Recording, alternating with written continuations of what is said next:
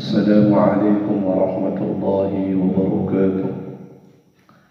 بسم الله الحمد لله الصلاة والسلام على رسول الله سيدنا محمد بن عبد الله وعلى آله وصحبه ومن والاه ولا حول ولا قوة إلا بالله أما بعد. Saudaraku kaum muslimin yang dirahmati Allah Subhanahu wa ta'ala, alhamdulillah kita bersyukur kepada Allah Subhanahu wa ta'ala karena sampai dengan sekarang ini Allah masih memberikan kita kekuatan dalam menghadapi cobaan yang Allah berikan kepada kita, yaitu dengan mengerimkan salah satu penyakit,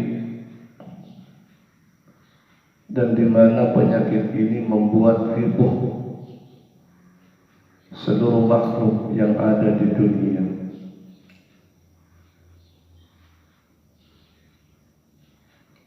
Oleh sebab itu, pada kesempatan ini marilah kita senantiasa terus-menerus memanjatkan doa kepadanya, sehingga ketika kita berdoa kepada Allah Subhanahu wa ta'ala, maka dengan doa kita itu nanti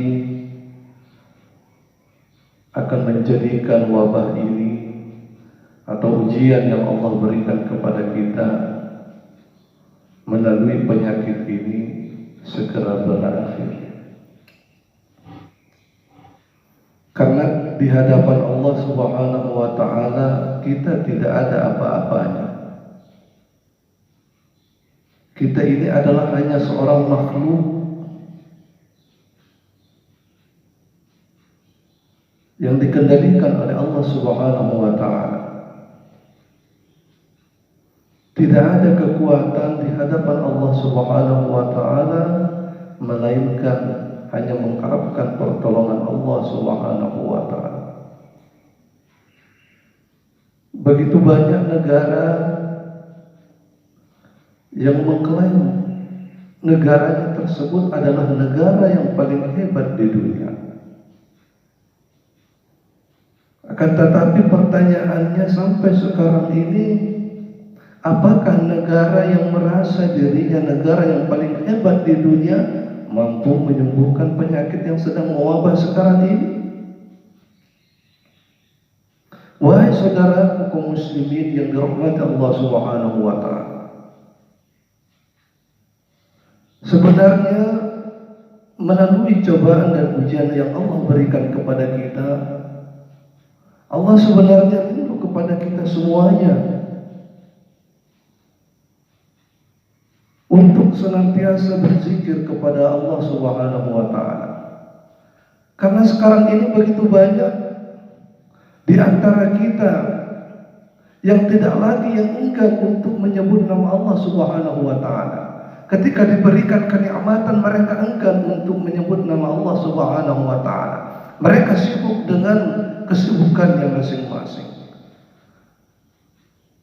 Oleh sebab itu, wahai saudara kaum muslimin, pada kesempatan ini saya hanya ingin menyampaikan segelintir apa yang telah pernah disampaikan oleh para ulama. Yang ingin saya sampaikan adalah bahwa ada dua perkara yang membuat manusia itu nantinya menyebut nama Allah, melaksanakan perintah Allah, menjauhi larangan Allah Subhanahu wa ta'ala. Yang pertama adalah Allah memberikan kenikmatan kepada kita. Allah memberikan begitu banyak kenikmatan kepada kita, sehingga Allah menginginkan kepada kita yang diberikan kenikmatan untuk senantiasa mendekatkan diri kita kepadanya. Begitu pula ketika kita memberikan sesuatu kepada anak dan keluarga kita. Ketika kita menginginkan anak kita untuk melaksanakan perintah Allah, maka terkadang kita sebagai orang tua memberikan apa yang diinginkan oleh anak dan keluarga kita. Melakukan segala cara, melakukan apapun agar anak kita mendekatkan dirinya kepada Allah Subhanahu wa taala. Begitupun dengan Allah Subhanahu wa taala. Ketika Allah menginginkan kita mendekatkan diri kita kepadanya, maka Allah berikan kepada kita kenikmatan. Banyak di antara saudara-saudara kita yang ketika diberikan ujian oleh Allah Subhanahu wa taala dengan kemiskinan misalnya, mereka tidak bisa melaksanakan salah satu atau sebagian daripada apa yang diperintahkan oleh Allah Subhanahu wa taala, sehingga mereka berdoa, ya Allah berikan aku harta, sehingga ketika engkau memberikan harta kepadaku ya Allah, aku akan melaksanakan semua apa yang engkau perintahkan dan akan meninggalkan semua apa yang engkau larang. Namun ketika Allah sudah memberikan kenikmatan itu kepada mereka, lantas mereka berpaling dari Allah Subhanahu wa taala untuk senantiasa melakukan kemaksiatan di hadapan Allah Subhanahu wa taala. Na'udzubillah summa na'udzubillah min dzalik. Jadi perkara yang pertama adalah Allah berikan nikmat kepada kita. Ketika Allah memberikan nikmat itu kepada kita, dan kenikmatan itu tidak membuat kita merubah diri kita untuk mendekatkan diri kita kepada Allah, maka perkara yang kedua akan datang kepada kita, yaitu Allah berikan musibah, Allah berikan ujian dan cobaan kepada kita semuanya. Wahai saudaraku kaum muslimin yang dirahmati Allah Subhanahu wa taala, sebenarnya apa yang kita rasakan sekarang ini adalah bentuk ujian dan cobaan oleh Allah Subhanahu wa taala. Dan bisa jadi musibah yang Allah turunkan kepada kita adalah bentuk teguran Allah kepada kita semuanya. Karena ketika Allah sudah menegur kita semuanya, maka hati-hati itu adalah peringatan yang sangat luar biasa yang Allah berikan kepada kita. Kenapa Allah sebenarnya memberikan musibah, ujian dan cobaan kepada kita semuanya?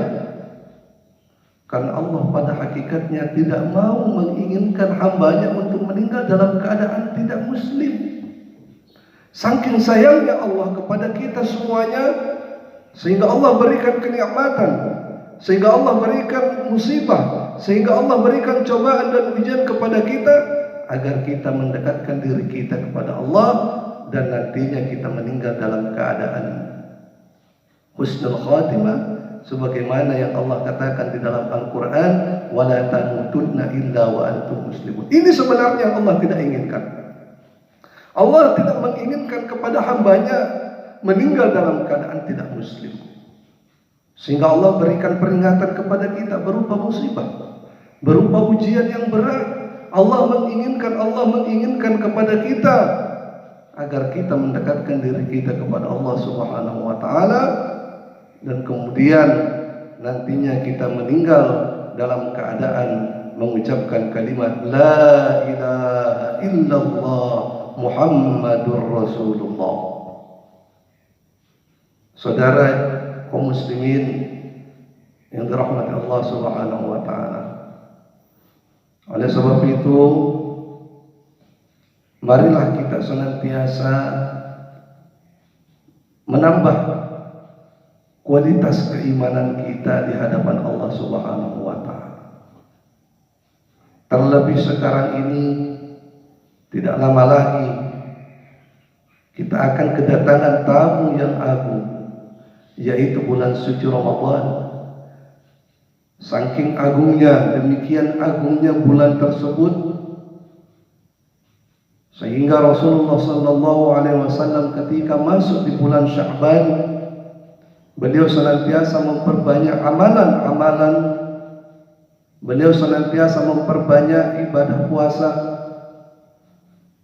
sehingga nantinya di bulan suci Ramadan beliau terbiasa dengan melaksanakan apa yang dilakukan di dalam bulan suci Ramadan.